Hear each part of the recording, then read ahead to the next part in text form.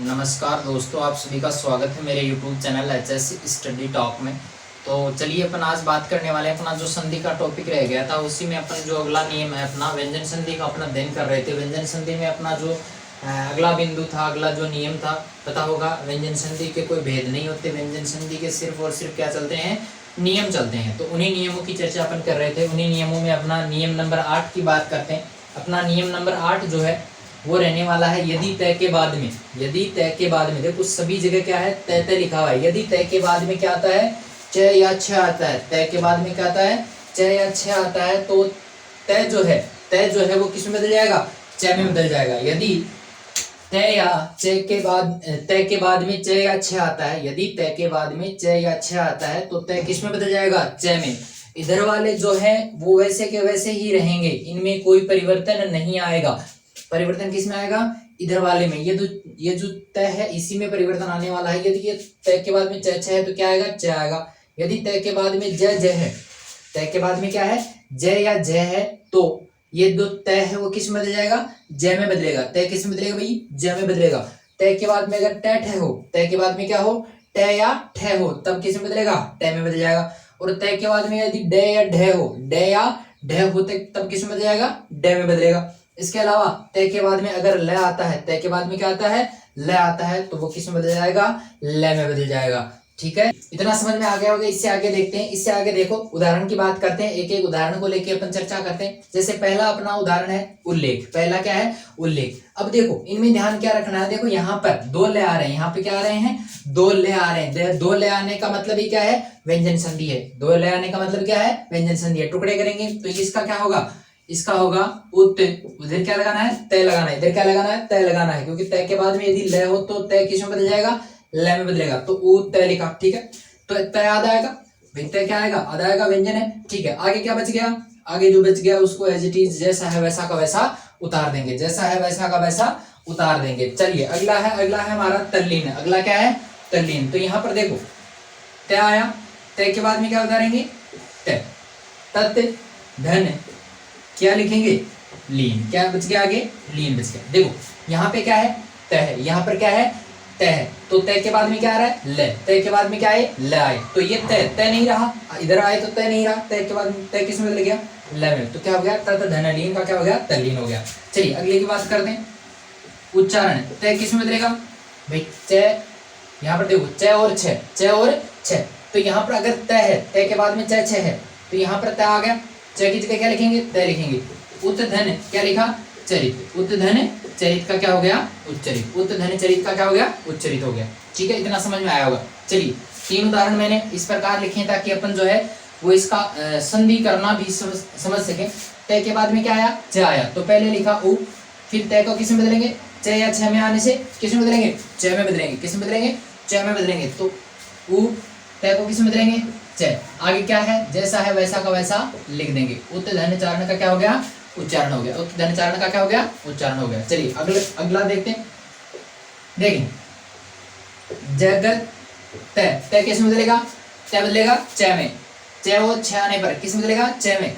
उत जगत तय, तय नहीं लिखेंगे, तय की जगह क्या लिख देंगे, च लिख देंगे। फिर आगे क्या बच गया, छाया। तो क्या हो गया, जगत छाया।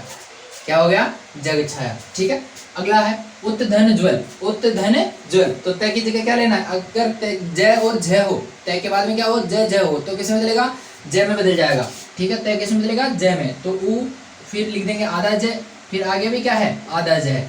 और ये प्रश्न जो है ये बहुत बार परीक्षाओं में पूछा भी गया है। शुद्ध अशुद्ध में बहुत बार प्रश्न आता है, क्योंकि इसमें बहुत सारे जो स्टूडेंट्स हैं वो क्या करते हैं, जय पूरा लिख देते हैं, एक जय पूरा लिख देते हैं। ये तो अब रट लिया होगा समझे ना। ठीक है, चलिए अगले प्रश्न की तरफ चलते हैं। अगला हमारा जो प्रश्न है, उदाहरण जो है वो है सज्जन। क्या है, सज्जन। सज्जन का क्या होगा भाई, पहले से उतारा, जय या जय हो तो एक जय किस में बदल जाएगा, तय में। सत्य धन क्या बच गया आगे, जन। क्या बच गया, जन। सत्य धन जन का क्या हो गया, सज्जन हो गया। सत्य धन जन का क्या हो गया, सज्जन हो गया। चलिए अगला है मिट्टी।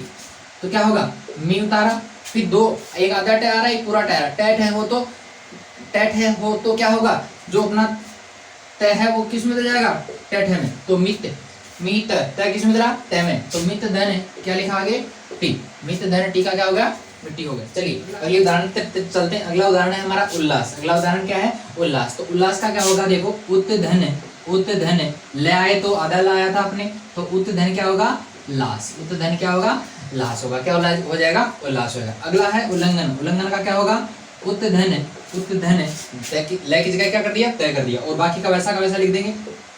उत धन लंघन क्या हो गया, उल्लंघन। मेरे ख्याल से ये नियम बहुत ही सरल है, ज्यादा कोई कठिनाई वाली बात नहीं है। आपको जहां पर भी ये देखो डबल मिल जाए, देखो ज्यादातर संधि विच्छेदी पूछा जाता है, जहां पर ये आपको डबल मिल जाए, चाहे 2 बार आ गया, चाहे 6 आ गया, जय जय आ गया, है ना। यहाँ पर भी जय जय आया है, यहाँ पर 2 बार टा आया है, यहाँ पर ले आया है, यहाँ पर भी ले आया है, इधर वालों में भी देखो ले आया है, च आया है, ठीक है। तो इस प्रकार ये जो है वो अपना रहने वाला है।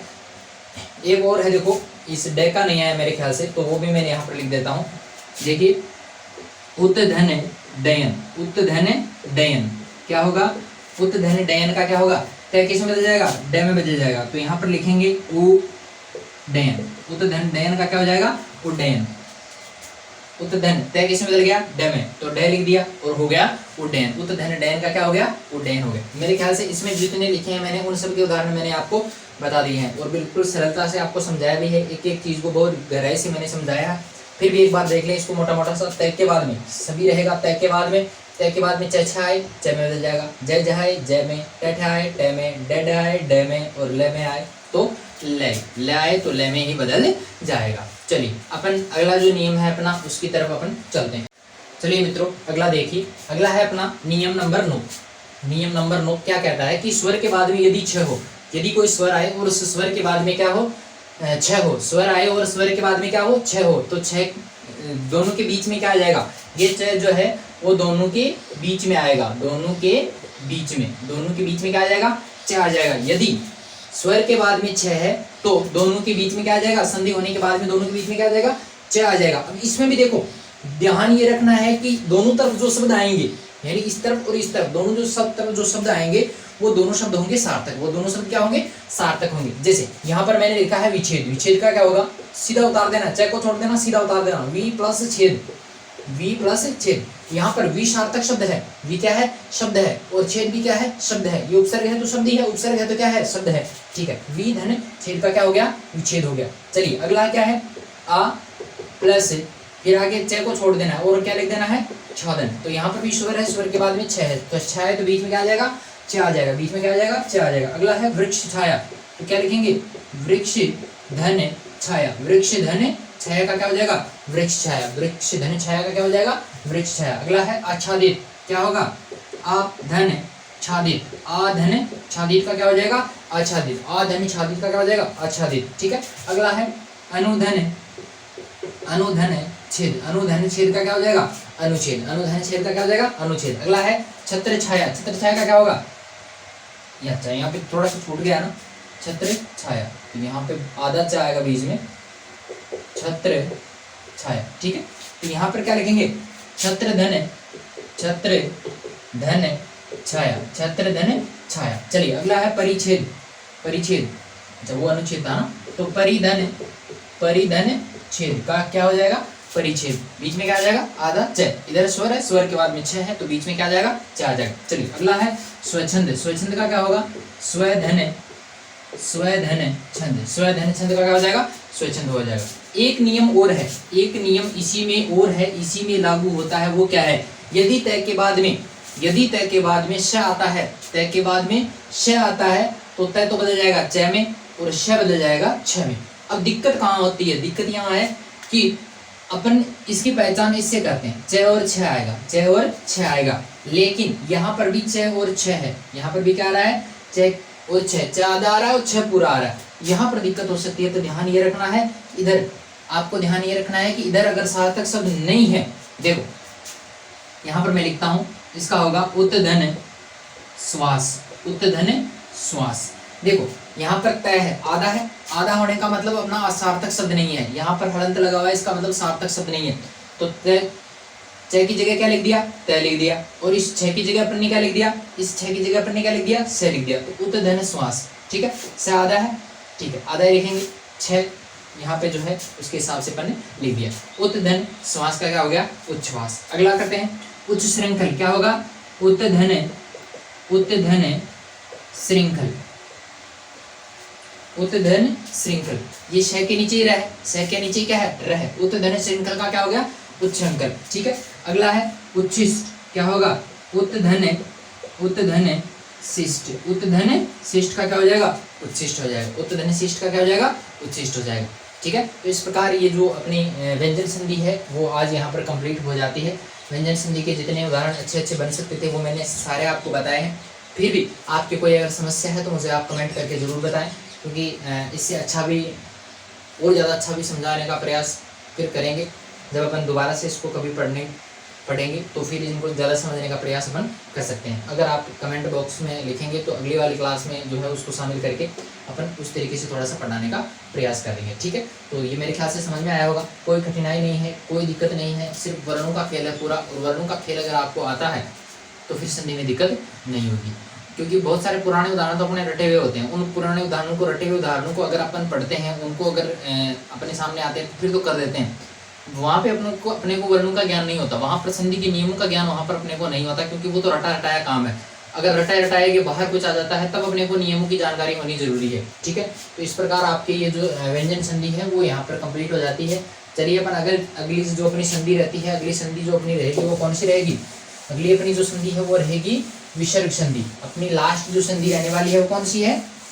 विसर्ग संधि है। और विसर्ग संधि जहाँ तक मेरा प्रयास रहेगा मैं आज ही करवाने का प्रयास करूंगा। ठीक है, तो यहाँ पर अगली अपनी कौन सी संधि रहती है? व्यंजन संधि। अपनी 3 नंबर वाली संधि, सॉरी यहाँ पर मैं लिख देता हूँ, यहाँ पर रहेगी अपने विसर्ग संधि। कौन सी रहेगी भाई? विसर्ग संधि, विसर्ग संधि। ठीक है, तो आज अपन कौन सी संधि पढ़ने वाले भाई? विसर्ग संधि। देखो विसर्ग संधि में होता क्या है, मैंने आपको पहले ही बताया है कि यदि विसर्ग के बाद में, किसके बाद में भाई? विसर्ग के बाद में, यदि विसर्ग के बाद में कोई भी वर्ण आ जाए, कोई भी वर्ण, वर्ण का मतलब स्वर हो सकता है या व्यंजन हो सकता है, चाहे कोई स्वर आए चाहे कोई व्यंजन आए, यदि विसर्ग के बाद में आता है तो वहां पर कौन सी संधि होगी? विसर्ग संधि होगी। कौन सी संधि होगी भाई? विसर्ग संधि होगी। जैसे मैंने लिखा मनः धन विज्ञान, मनः धन विज्ञान। अब देखो बहुत सी जगह तो मनः विज्ञान ही लिखा हुआ है ना, और मनोविज्ञान भी इसी का बनता है। तो ठीक है, तो यहाँ पर देखो विसर्ग है, विसर्ग के बाद में क्या है? विसर्ग के बाद में आ रहा है व्यंजन, विसर्ग के बाद में क्या आ रहा है? व्यंजन आ रहा है। तो यहाँ पर अपना हो जाता है मनोविज्ञान। मनः धन विज्ञान का क्या हो जाएगा? मनोविज्ञान हो जाता है। तो यहाँ पर विसर्ग है और विसर्ग के बाद में अगर कोई स्वर या व्यंजन है तो वहां पर कौन सी संधि होगी? विसर्ग संधि। इसके जितने भी नियम बनते हैं उन एक एक नियमों की अपन यहाँ पर बड़ी गहराई से यहाँ पर चर्चा करने वाले हैं। तो चलिए एक एक नियम की बात कर लेते हैं। चलिए अपना जो अगला नियम, पहला जो नियम रहता है, नियम नंबर 1 क्या है? देखो क्या कहता है कि यदि विसर्ग से पूर्व विसर्ग आए और उससे पहले की बात है, यदि विसर्ग से पूर्व क्या हो? ए हो। यदि विसर्ग से पूर्व क्या हो? ए हो। और उसके बाद में यदि विसर्ग से पूर्व ए हो और उसके बाद में क्या हो? तीसरा, चौथा, पांचवा वर्ण, 3, 4, 5 किसी भी वर्ग का तीसरा, चौथा, पांचवा वर्ण, या य, र, ल, व है, य, र, ल, व है। और अच्छा है के ऊपर 2 मात्राएं लगा दी, चलो कोई बात नहीं। तो य, र, ल, व है तो हो, तो विसर्ग जो है वो किस में बदल जाएगा? ओ में। भाई ये वाला और ये वाला पोर्शन जो है जैसा वैसा है, जैसा है वैसा का वैसा ही रहेगा, लेकिन यहाँ पर जो विसर्ग आएगा वो विसर्ग किस में बदल जाएगा? वो विसर्ग बदलेगा ओ में, वो विसर्ग किस में बदलेगा? ओ में बदल जाएगा। चलिए एक एक उदाहरण की अपन बात करते हैं, एक एक उदाहरण को समझते हैं। ठीक है, यहाँ पर देखो लिखा हुआ मनोबल। देखें सबसे पहली बात पहचान क्या होगी? पहचान मिलेगा आपको ओ। अब ए ओ अर्थ तो किस में मिल सकता है आपको?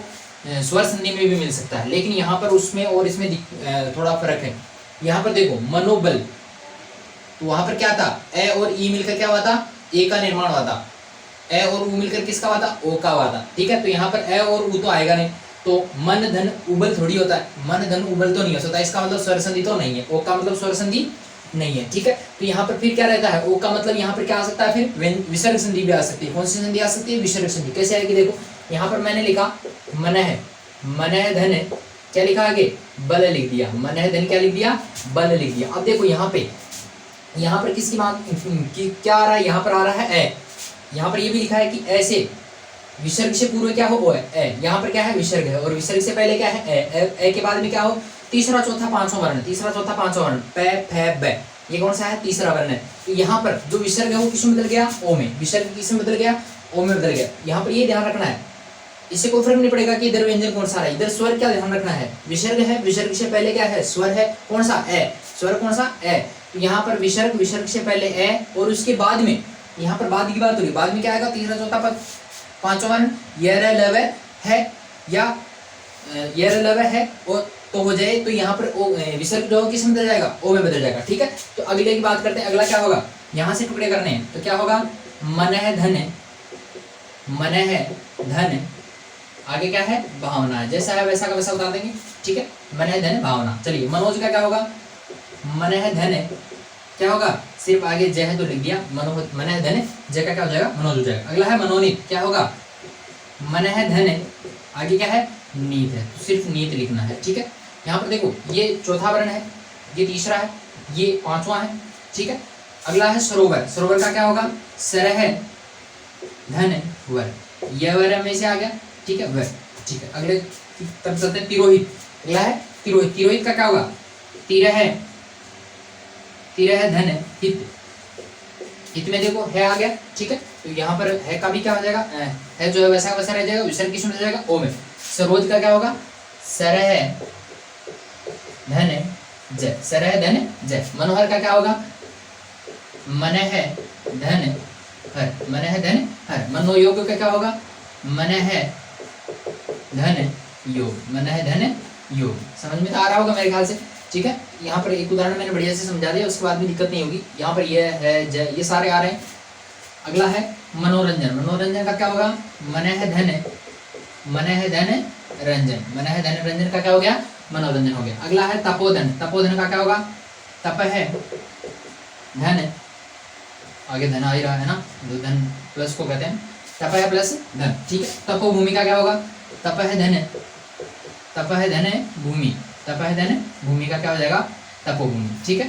तो ये उदाहरण समझ में आए होंगे, बहुत ही सरल उदाहरण है, बहुत ही सरल जो नियम है वो सबसे सरल यही नियम रहता है विसर्ग संधि का। कौन सा, विसर्ग से पूर्व ए हो और बाद में 3 4 5 ये अलग है, तो विसर्ग किस में बदल जाएगा, ओ में बदल जाएगा। विसर्ग किस में बदलेगा, ओ में बदलेगा। जैसे मनोबल, मनोबल का मन है धन बल, यहाँ पे ए है, ए के बाद में विसर्ग, और विसर्ग के बाद में क्या है, विसर्ग के बाद में तीसरा चौथा पांचवा यर लव है, तो विसर्ग किसे बदल गया, ओ में। सिर्फ क्या करना है, इसको हटा के सिर्फ ओ की मात्रा लगानी है, ठीक है, बाकी आपको कुछ भी नहीं करना है।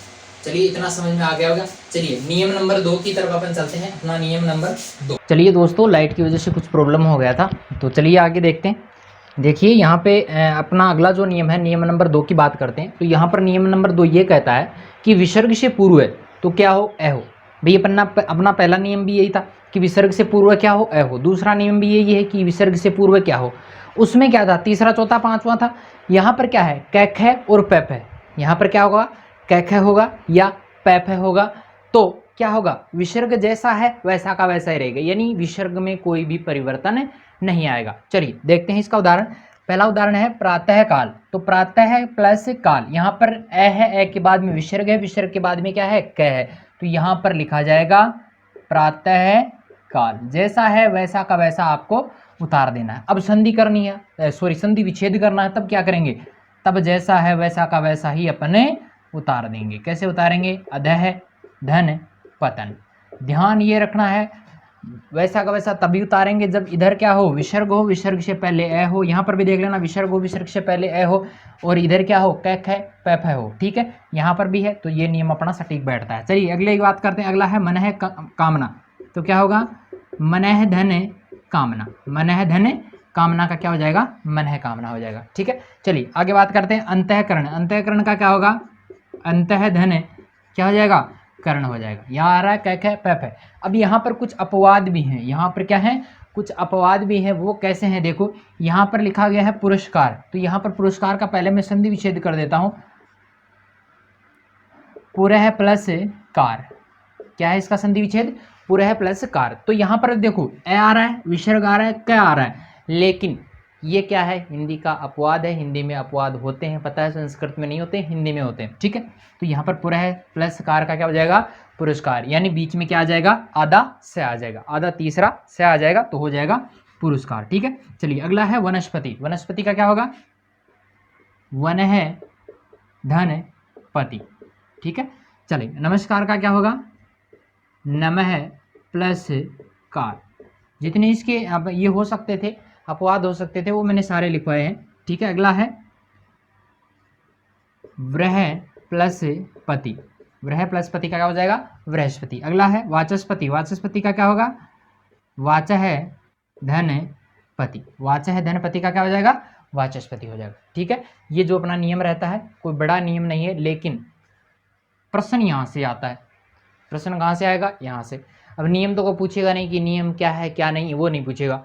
सिर्फ संधि विच्छेद आपको आना चाहिए, और कौन सी संधि है वो भी आपको पता होनी चाहिए। कौन सी संधि है भाई? विसर्ग संधि है। चलिए अगले नियम की तरफ चलते हैं। अगला जो हमारा नियम है, देखिए अगला जो नियम है वो ये कहता है कि ई या ऊ के बाद में, ई या ऊ के बाद में विसर्ग हो, और विसर्ग के बाद में क्या हो? कैक है पैप है। कैक है पैप है के पहले क्या हो? विसर्ग। विसर्ग से पहले क्या हो? ई या ऊ हो। ई या ऊ हो। तो ई जो विसर्ग है वो किस में बदल जाएगा? विसर्ग बदलेगा दूसरे से में। विसर्ग जो है वो मूर्धन्य से में बदल जाएगा। चलिए यहाँ पर बात करते हैं उदाहरणों की। तो यहाँ पर पहला उदाहरण है निष्कपट। पहला उदाहरण क्या है? निष्कपट। निष्कपट का क्या होगा? नी है धन कपट। नी है धन कपट। निष्कपट का क्या होगा? नी है धन कपट हो जाएगा। देखो यहाँ पर, देखो यहाँ पर कै है, इधर कै है। ठीक है, यहाँ पर विसर्ग है, विसर्ग है, और ई की मात्रा है, बिल्कुल ई की मात्रा छोटी आएगी। छोटा ई और छोटा ऊ आएगा, बड़ा नहीं आएगा। ठीक है, नी है धन कपट निष्कपट। चलिए निष्कर्ष का क्या होगा? नी है धन क्या हो जाएगा? कर्ष हो जाएगा। नी है धन कर्ष। निष्कलंक का नी है धन क्या हो जाएगा? कलंक हो जाएगा। नी है धन कलंक निष्कलंक। ठीक है, दुष्कर्म का क्या होगा? दु है धन कर्म। दु है धन कर्म। ठीक है, बहिष्कार का क्या होगा? बही है धन क्या हो जाएगा? कार हो जाएगा। निष्पाप का क्या होगा? नी है धन पाप हो जाएगा।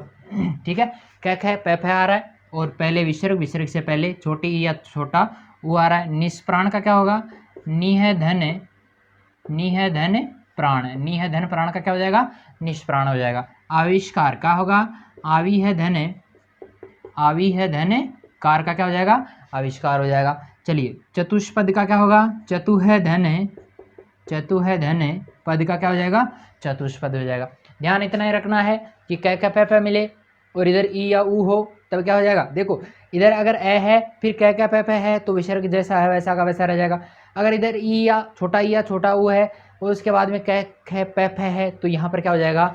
ये से आ जाएगा। ठीक है, समझ में आई बात? चलिए अगले नियम की तरफ चलते हैं। चलिए आगे देखिए, अगला नियम जो है अपना नियम नंबर 4 की बात करते हैं। नियम नंबर 4 क्या कहता है कि ई और ऊ के बाद में विसर्ग हो, यानी विसर्ग से पहले ई या ऊ हो। छोटे ई और छोटे ऊ की बात हो रही है। छोटा ई और छोटा ऊ, ऋस्व ई और ऋस्व ऊ की बात हो रही है। इसके बाद में यदि तीसरा चौथा वर्ण, तीसरा चौथा पांचवा वर्ण या यरलव, तीसरा चौथा या यरलव है, या कोई स्वर हो तो विसर्ग किस में बदल जाएगा? र में बदलेगा। कि विसर्ग किस में बदलेगा? र में बदलेगा। कैसे बदलेगा? देखो उदाहरण देखते हैं। एक निर्धन, यहाँ पर क्या लिखा हुआ है? निर्धन। तो यहाँ पर देखो र आ रहा है सब में। देखो यहाँ पर भी र है, यहाँ पर भी र है, सब में र है। ठीक है, तो यहाँ पर क्या करना है आपको? नी कर देना है। पहले तो छोटा है, सब में छोटा आ रहा है, छोटा ई और छोटा ऊ आ रहा है। ठीक है, तो यहाँ पर छोटी ई लगाई, नी लिख दिया। नी प्लस, अब यहाँ पर क्या लिखना है? विसर्ग लगाना है। नी है प्लस आगे क्या बच गया? र को हटा देना है और बच गया धन। तो यहाँ पर देखें छोटा ई है, इसके बाद में विसर्ग है, छोटा ई और विसर्ग के बाद में तीसरा चौथा पांचवा, तो त थ द ध, ये चौथा वर्ण आ रहा है। तो चौथा वर्ण आने से यहाँ पर र में बदल जाएगा। ये विसर्ग किस में बदल जाएगा? र। आपको पता होगा आधा र जो जहाँ पर आएगा, किसी वर्ण से पहले आधा वर्ण आता है तो वो ये र जो आधा आता है वो ऊपर चला जाता है। ठीक है, तो इस प्रकार ये लगेगा। नी है प्लस धन का क्या हो जाएगा? निर्धन हो जाएगा। निर्यात का क्या होगा? नी है प्लस यात। नी है प्लस यात का क्या हो जाएगा? निर्यात हो जाएगा। सिर्फ र की जगह क्या लगा देना है? विसर्ग लगा देना है। ठीक है, निरंतर का क्या होगा? नी है प्लस अंतर। नी है प्लस अंतर। अंतर कैसे हुआ? देखो यहाँ पर र पूरा आया है, र पूरा आया, इसका मतलब र, इस र में क्या मिला हुआ है? ए मिला हुआ है। र पूरा आया, इसका मतलब र में क्या मिला हुआ है? ए मिला हुआ है, इसलिए नी है प्लस अंतर। नी है प्लस अंतर, यहाँ पर र आया, र में ए मिल गया तो पूरा लिख दिया, फिर न त र। ठीक है, निरंतर। नी है प्लस अंतर निरंतर। ठीक है, अगला है निर्झर। निर्झर का क्या होगा? नी है प्लस झर। नी है प्लस झर। दुरुपयोग का क्या होगा? दु है प्लस, अब रू की ऊ की मात्रा है तो लिख देंगे उपयोग। दु है प्लस उपयोग का क्या हो गया? दुरुपयोग। ठीक है, दुर्बल का क्या होगा? दु है प्लस बल, दुह प्लस का क्या हो जाएगा, दुर्बल हो जाएगा। निरादर का क्या होगा, निह प्लस आदर, निह प्लस आदर का क्या हो जाएगा, निरादर हो जाएगा। दुराशा का क्या होगा, दुह धन, दुह धन आशा, दुह धन आशा का क्या हो जाएगा, दुराशा हो जाएगा। दुह धन आशा का क्या हो जाएगा, दुराशा हो जाएगा। देखो यहाँ पर आ की मात्रा है तो यहाँ पर आ लगा दिया और बाकी का वैसा का वैसा उतार दिया। अगला है प्रादुर्भाव, प्रादुर्भाव का क्या होगा, प्रादुह, प्रादुह प्लस, देखो प्रादुह प्लस भाव लिख दिया, ठीक है, तो हो गया प्रादुर्भाव। एक और रह जाता है अपने, वो है आशीर्वाद, आशीर्वाद, इसका क्या होगा भाई, आशीर्वाद का होगा आशी है धन्यवाद, आशी है धन्यवाद का क्या हो जाएगा, आशीर्वाद, ठीक है। तो यहाँ पर थोड़ा सा ध्यान ये रखना है कि आशीर्वाद में क्या आता है, ई की मात्रा बड़ी आती है, थोड़ा सा इसका ध्यान रखना है बस, है ना। तो ये इस प्रकार के सवाल पूछे जा सकते हैं। चलिए अगला अपना जो नियम है, अगला नियम रहता है नियम नंबर 5। तो नियम नंबर 5 क्या कहता है, यदि ई या ऊ के बाद में रह है, यदि ई या ऊ के बाद में क्या है, रह है, तो विसर्ग का तो क्या हो जाएगा, लोप हो जाएगा। विसर्ग लोप होने का मतलब विसर्ग तो वहां से गायब हो जाएगा, गायब होने के बाद में ऋस्व स्वर दीर्घ हो जाएगा, यानी इधर जो ऋस्व स्वर आ रहे हैं ये क्या हो जाएंगे, बड़े हो जाएंगे, बड़ी ई और बड़ा ऊ आ जाएगा। देखे नीरस, नीरस में देखो आपको बड़ी मात्रा मिल रही है, बड़ी मात्रा मिल रही है, तो यहां से अपने को विच्छेद करना है इसका, नी है धन रस।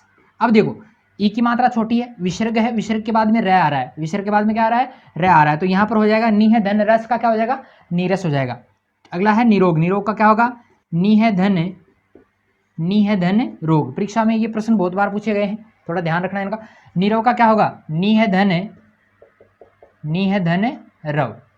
अगला है निरंतर, निरंतर का क्या होगा, निरंतर का क्या होगा भाई, नी है धन रंध्र, नी है धन रंध्र का क्या हो जाएगा, निरंतर हो जाएगा। चलिए अगला है दुराज, दुराज का क्या होगा, दु है धन राज, दु है धन राज। अब दुराज में प्रश्न ये भी पूछ लिया जाता है ये सही है या गलत है, ठीक है, तो ये सही रहेगा, ऊ की मात्रा बड़ी आएगी। अगला है चक्षु है, ऊ की मात्रा छोटी आएगी भाई, चक्षु है धन रोग, चक्षु है धन रोग का क्या हो जाएगा, चक्षु रोग हो जाएगा, ठीक है। तो इस प्रकार अपने ये 5 नियम हो जाते हैं।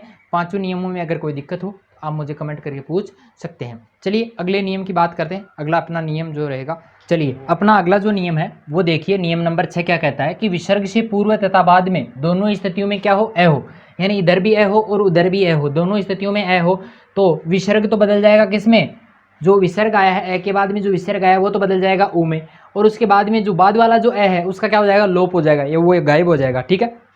तो यहाँ पर देखें, अगर ए के बाद में आपने देखा होगा, ए के बाद में अगर ऊ आता है तो वो किस में बदलेगा, ओ, ये दोनों मिलकर क्या बनेंगे, ओ।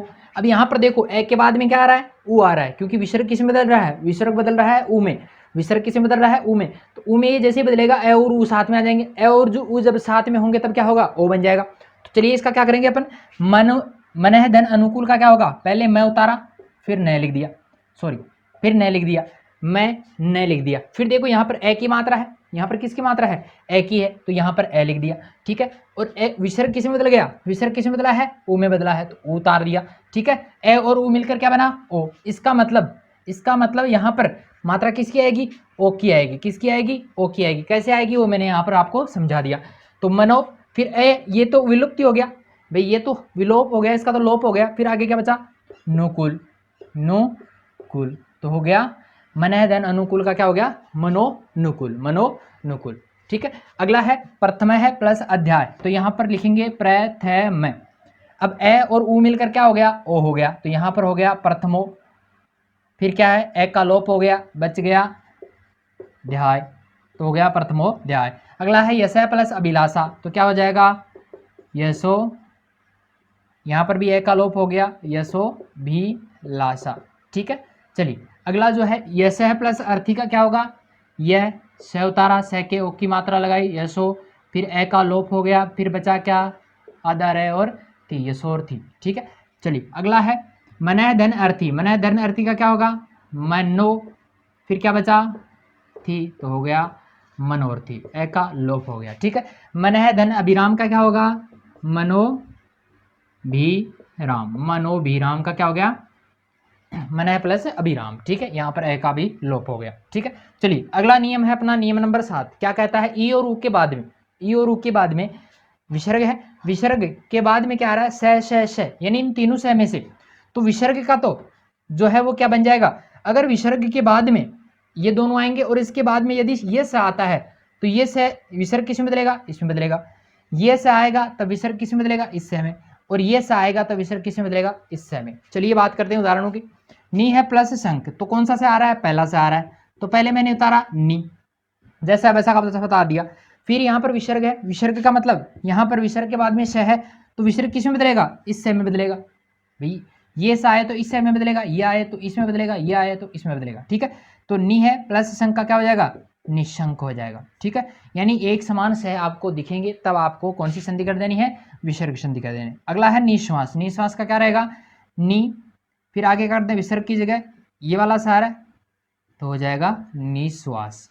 ठीक है, दुशासन का क्या होगा, दुशासन, दुशासन। ठीक है, निस्वार्थ का क्या होगा, नी है प्लस स्वार्थ का क्या होगा, यहां पर देखो से बदला है, कौन सा तीसरा सा आया, तो यहां पर भी तीसरा से लगाना है, नी स्वार्थ क्या रहेगा, निस्वार्थ। अगला है निस्सार, नी है प्लस सार का क्या हो जाएगा, ये देखो तीसरा सा, तीसरा सा आने का मतलब यहां पर भी विसर्ग की जगह तीसरा सा ही आएगा, तो लिख दिया निस्सार। ठीक है, विसर्ग की जगह बीच में ये वाला जो सार है वो आधा लगा देना है बस, और कुछ नहीं करना आपको। निसंदेह, निसंदेह। ठीक है, चलिए ये भी मेरे ख्याल से आपके समझ में आ गया होगा। अभी अपने दो नियम और रहते हैं, उन दो नियमों की चर्चा भी अभी तुरंत ही कर लेते हैं। चलिए देखिए, अपना अगला जो नियम रहता है वो नियम क्या कहता है कि यदि ए आए, ए के बाद में विसर्ग हो और इससे भिन्न कोई स्वर हो तो विसर्ग का क्या हो जाएगा, लोप हो जाएगा। विसर्ग का क्या हो जाएगा, लोप हो जाएगा। जैसे लिखा है अतः प्लस एव, यहाँ ए है, ए के बाद में विसर्ग है और ए से भिन्न कोई स्वर है, ए से भिन्न यानी ए के बाद में ए नहीं आए। ठीक है, तो यहाँ पर क्या हो जाएगा, जैसा है वैसा का वैसा लिख देंगे, अतएव। ठीक है, इसका भी जैसा है विसर्ग हटा देंगे, जैसा है वैसा का वैसा लिख देंगे, प्रातः आहार। ठीक है, इसको भी वैसे लिख देंगे, वयः है आदि। ठीक है, वयः आदि, वयः आदि। ठीक है, ये कोई नियम इंपॉर्टेंट नहीं है। ठीक है, ये रहेगा अपना अगला जो नियम है वो मोस्ट इंपॉर्टेंट है, वो है 9 नंबर का अंतिम अपना नियम। ए ई उ हो, फिर विसर्ग हो और विसर्ग के बाद में यदि च आए, यदि च आए तो यहाँ पर जो विसर्ग रहेगा वो बदल जाएगा इस से में। यदि इसके बाद में ट आए तो यहाँ पर विसर्ग बदलेगा स में। इसके बाद में अगर त आए तब विसर्ग बदलेगा इस से में। ये मैंने जब वर्ण पढ़ाए थे तब आपको बताए थे कि इस च वाली लाइन के साथ में हमेशा ये सा आता है, ट वाली के साथ में ये सा आता है और त वाली लाइन के साथ में हमेशा ये सा आता है। ये मैंने बात आपको पहले ही बता दी। जैसे अपना उदाहरण है धनुष टंकार। ठीक है, तो यहाँ पर पहले मैं लिखूंगा धनु है, इस से को हटा दिया, फिर आगे क्या लिखा, प्लस टंकार, आगे क्या लिखा, टंकार। तो यहाँ पर ऊ है, बिल्कुल ऊ है, विसर्ग है, विसर्ग है, फिर क्या है ट, फिर क्या है ट, ट में से हो तो कौन सा सा आएगा, ये सा आएगा। ध्यान ये रखना है, ट वर्ग के साथ में ये, च वर्ग के साथ में ये और त वर्ग के साथ में ये वाला आता है। ठीक है, चलिए अगला है अपना निश्चय। निश्चय का क्या होगा, नी है धन है, क्या बच गया आगे, चय बच गया। निश्चल का क्या होगा, नी है धन छल, नी है धन का क्या हो गया, निश्चल हो गया। निष्ठा का क्या होगा, नी है धन, नी है धन ठा, निष्ठा। नमस्ते का क्या होगा, नमः प्लस ते, नमः प्लस ते। निस्तेज का क्या होगा, नी है प्लस तेज, नी है प्लस तेज। निष्ठुर का क्या होगा, नी है प्लस ठुर, नी है प्लस ठुर। निश्चित का क्या होगा, नी है प्लस चित्त, नी है प्लस चित्त। ठीक है, ये बहुत ही सरल है वैसे, लेकिन परीक्षा में बहुत बार आया है इसलिए मोस्ट इंपॉर्टेंट है। चलिए आपके ये मेरे ख्याल से ये अपनी जो संधि अपन ने पढ़ी है पूरी संधि अपनी हो गई है आज कंप्लीट। तो अभी तक अगर आपने मेरे यूट्यूब चैनल HSC स्टडी, आज थोड़ा टॉक भी लगा दिया आगे, तो HSC स्टडी टॉक अगर आपको आपने अभी तक सब्सक्राइब नहीं किया तो इसे सब्सक्राइब ज़रूर करें। और इस प्रकार के और भी वीडियोज़ देखने के लिए तो आपको सब्सक्राइब करना ही है। और अगर आपको ये संधि के वीडियोज़ पसंद आए हैं तो इनको लाइक करें, शेयर करें और कमेंट ज़रूर करें, क्योंकि अगर आपके कुछ समझ में नहीं आया है तो आप कमेंट करके वो सवाल मुझसे पूछ सकते हैं। इसके अलावा एक इम्पॉर्टेंट बात, देखो अपना वॉच आवर का जो है वॉच टाइम अपना पूरा नहीं हो रहा है, तो इसके लिए आपको जो है वीडियोज़ ज़्यादा से ज़्यादा देखने हैं। ठीक है, अगर आप वैसे नहीं देखते हो भाई क्लास पूरी हो गई, फिर भी आप जैसे मान लो मोबाइल को चार्जिंग वगैरह लगाते हो, तो उस समय भी आप अपने जो है अपनी वीडियो को 144 से जो है KBPS वाला वो जो क्वालिटी है उसको 144 करके आप उसको चालू कर सकते हैं। ठीक है, तो आज के लिए इतना ही। अगले दिन कल यानी कल जो है वो अपन नए टॉपिक के साथ में फिर हाजिर होंगे। चलिए आज के लिए धन्यवाद, थैंक यू।